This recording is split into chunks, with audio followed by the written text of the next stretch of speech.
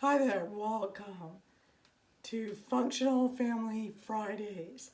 Today's topic is the 3 reasons why we excuse, deny, and lie about our family problems.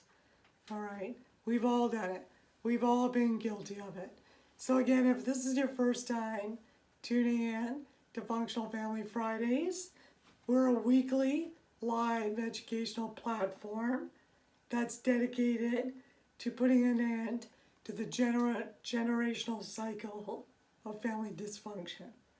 Okay, so again, a brief warning that the truth about family dysfunction may hurt or get some people riled up because the truth, as they say, sometimes hurts.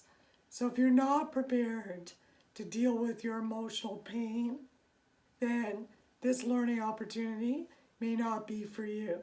All right? If you are and you're tired of the drama and you want a peaceful, better life, then tune in. All right? So, again, the 3 reasons why we excuse, deny, and lie about our family problems.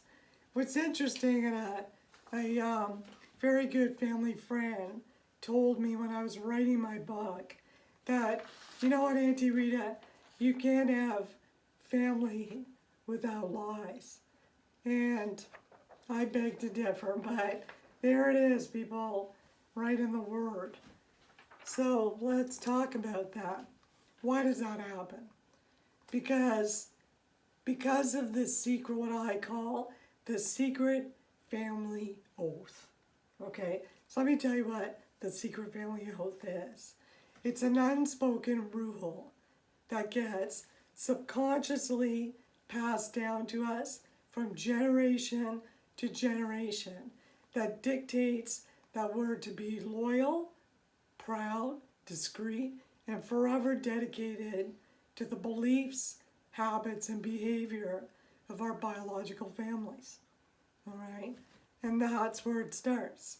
You notice it's a universal truth that doesn't matter what country you come from, there's that loyalty, that dedication. And I'm not saying it's all bad, but when we are dedicated to dysfunction, then we start to have problems. Okay? So there are 3 ways that fear succeeds in keeping us committed to dysfunctional family health. There's technically 3 major fears that we feel, and this is why we'll do the lies and the denial and keep our head in the sand. Number one fear, we feel embarrassed and ashamed of our family problems or dysfunction. Number 2, we avoid feeling emotionally vulnerable. Who wants to be emotionally vulnerable? Only strong, sort of emotionally evolved people will actually hope for vulnerability because it's a sign of their growth. But for the overall person who's still wounded and hurt and dealing with dysfunction, they don't want to be emotionally vulnerable. So fear gets you there. And the other way fear gets you is they want to avoid change because you know that you know that you know that once you're aware of something, you can't become unaware of something. Once you know the truth about something, it's out there, okay? And you either have to do something about it or not, okay? You always have that free will. So let's talk about each of those 3 fear-based issues that are keeping you lying, denying, okay? And what did I say? The other one is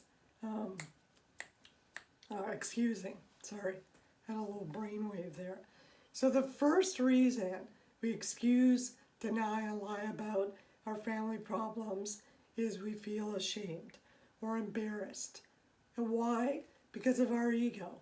We all have an ego, all right? Ego is that sort of inner child that doesn't know how to cope with their feelings, hasn't balanced out those emotions. So it tends to be very reactive to vulnerability. So ego is always ready to fight, okay? So our ego really worries about what other people think about you, about ourselves. So we don't want to disclose our family issues because we're afraid of being judged and what other people will think of us, okay?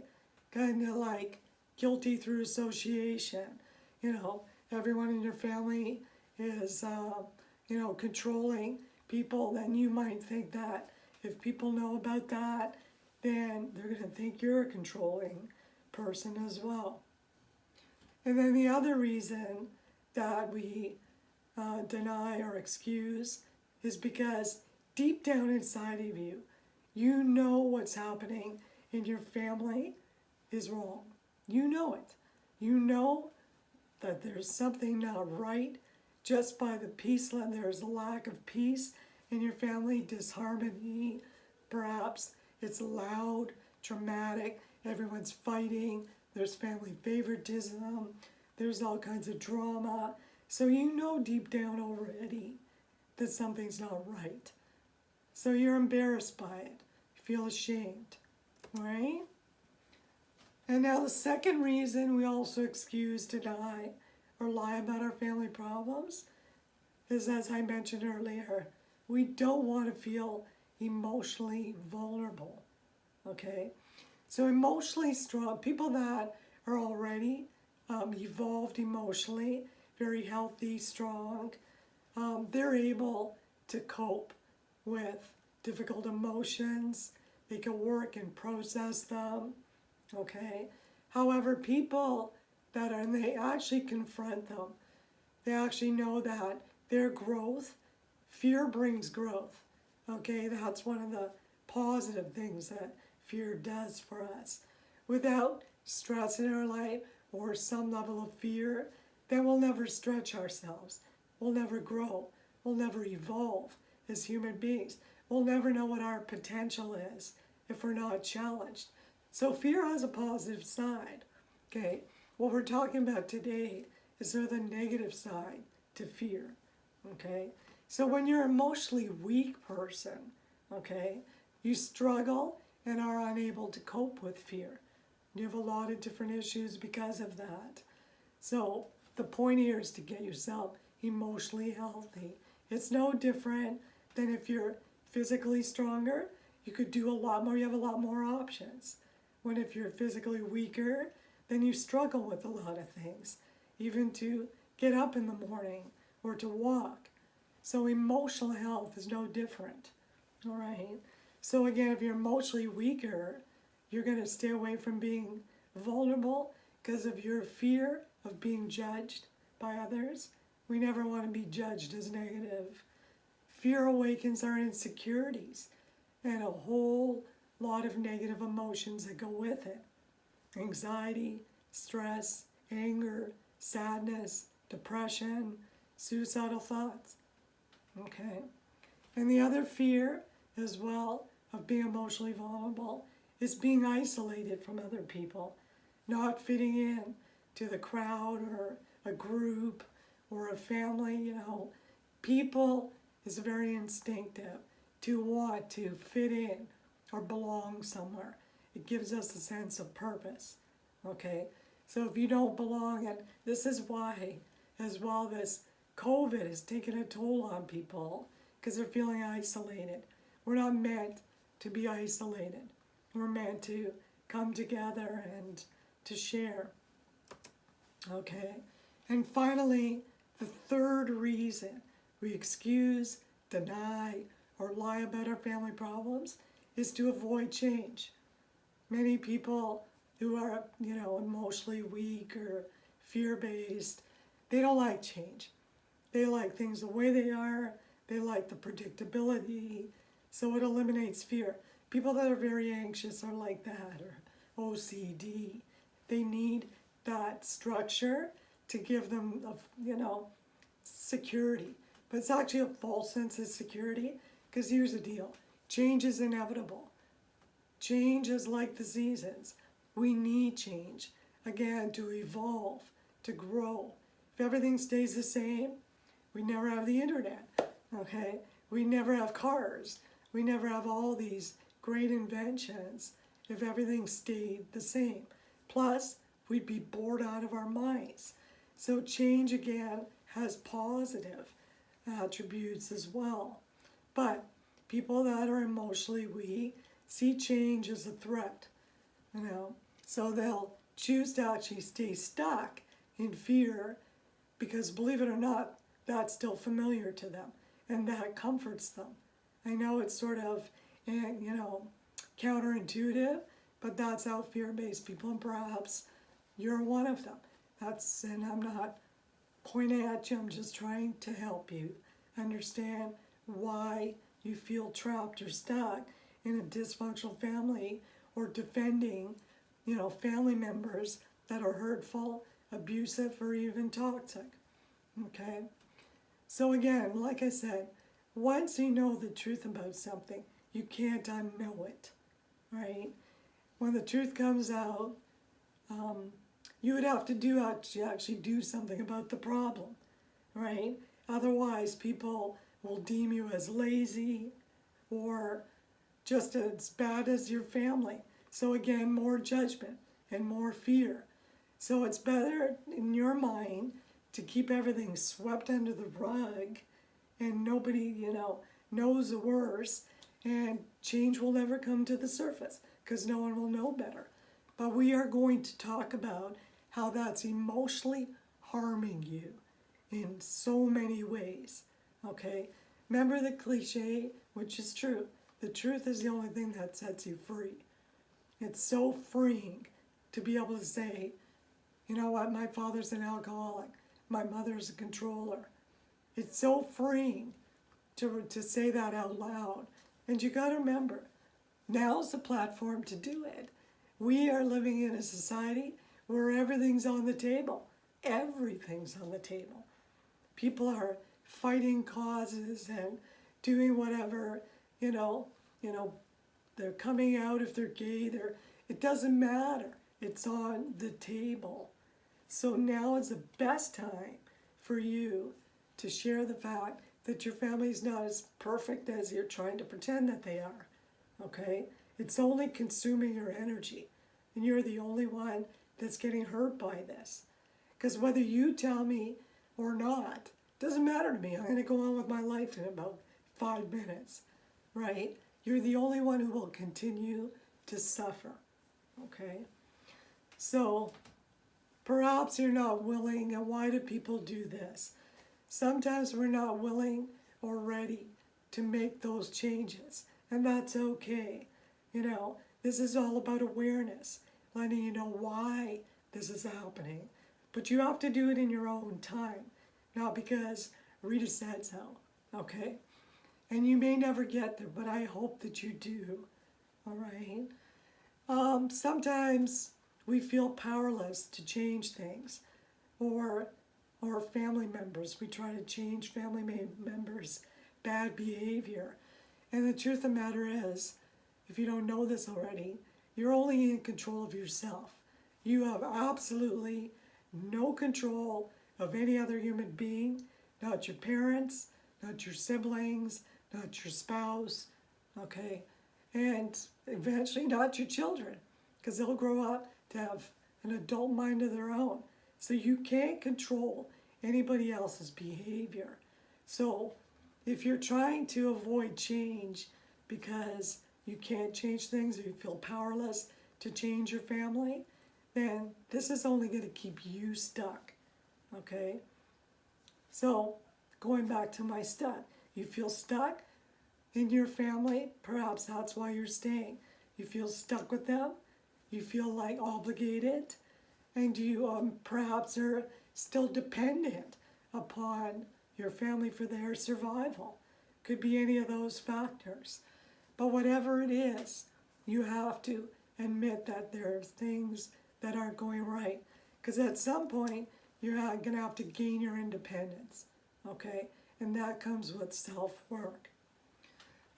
Because here's the thing, do you actually know what happens to you when you lie, make excuses, or stay in denial of what's truly happening in your family?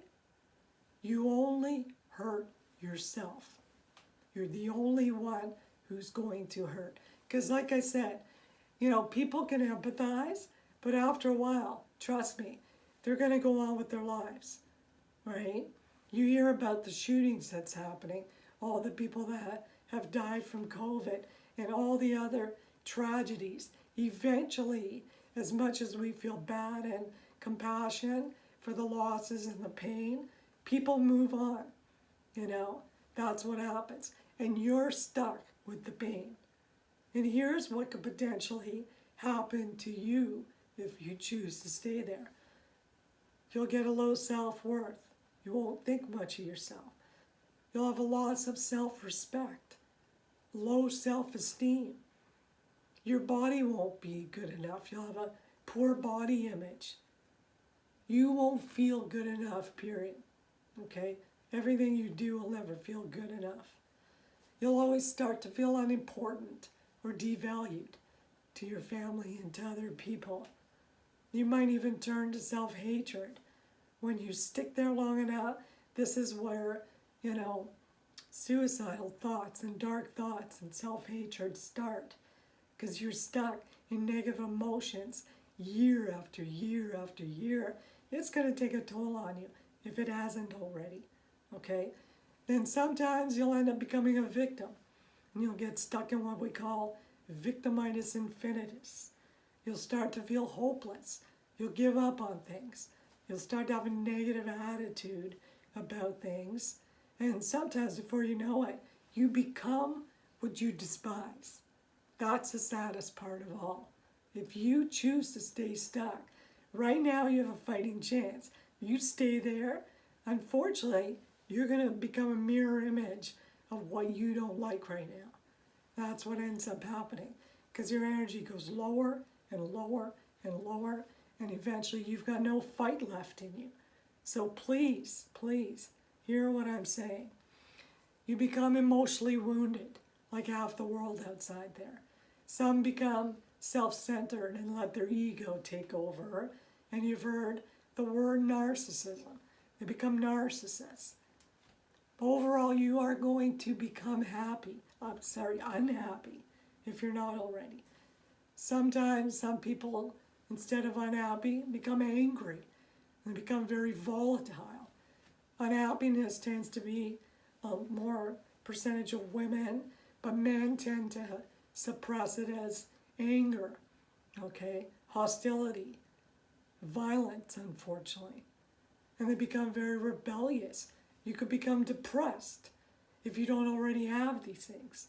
Anxiety, suicidal thoughts, abuse. You could become a victim of abuse, feel neglected.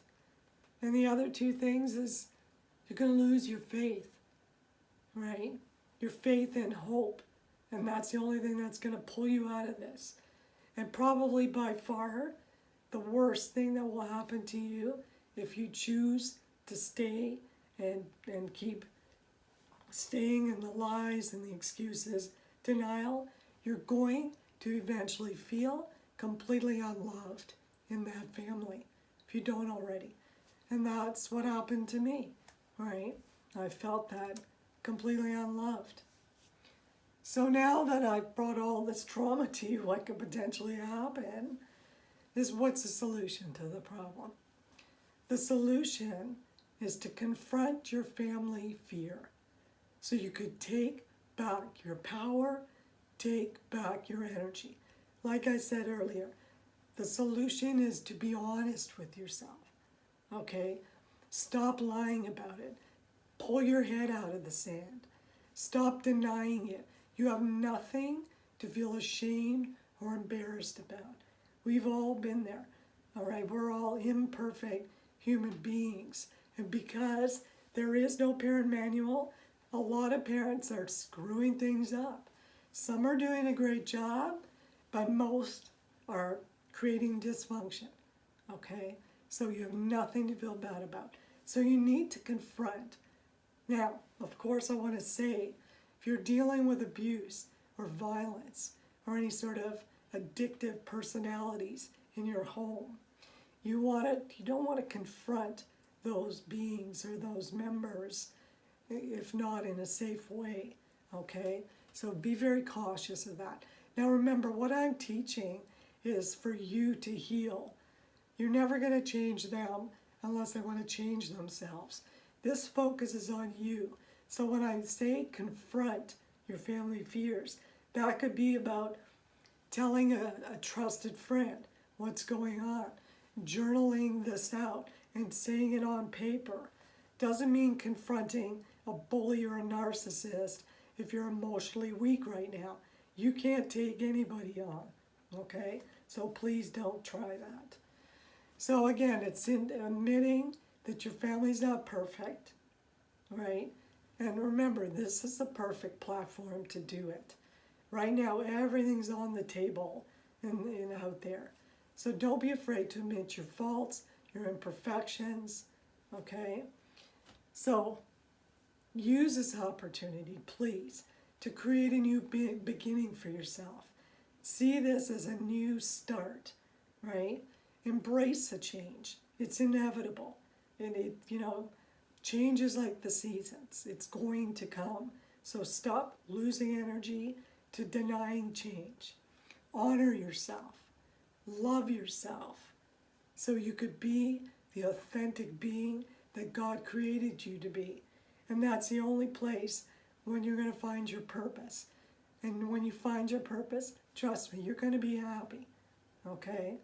So that's where true happiness is. Living an honest, authentic life. Okay?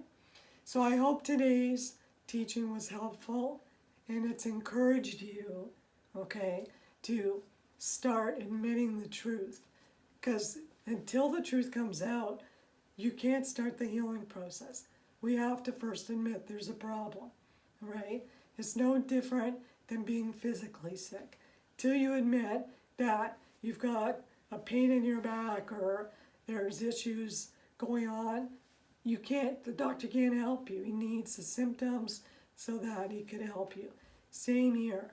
I want to help you, but you have to be honest with yourself first and be willing to make those changes. So if you are that person, and I hope that you are, or at least you're getting there, my free gift to you is a downloadable emotional checklist. That's right on my homepage on my website. So go to thefunctionalfamily.ca, thefunctionalfamily.ca, and download the emotional checklist. You'll get it instantaneously, okay? And if you haven't already, I also welcome you to join my free Facebook group. It's called Stressful Family Relationships, okay? That's where all these videos will be uploaded, and you'll be able to ask me questions, get tools, tips on how to heal your life, okay? So join the free Facebook group. Follow me on Instagram, on YouTube. It's Reiki Rita Roberts on YouTube. I may eventually be changing that, but for now, it's Reiki Rita Roberts. So from my heart to yours, stay hopeful. The solution is here. It's up to you now to take the next step. God bless, be well, and I'll see you next week on Functional Family Fridays. God bless.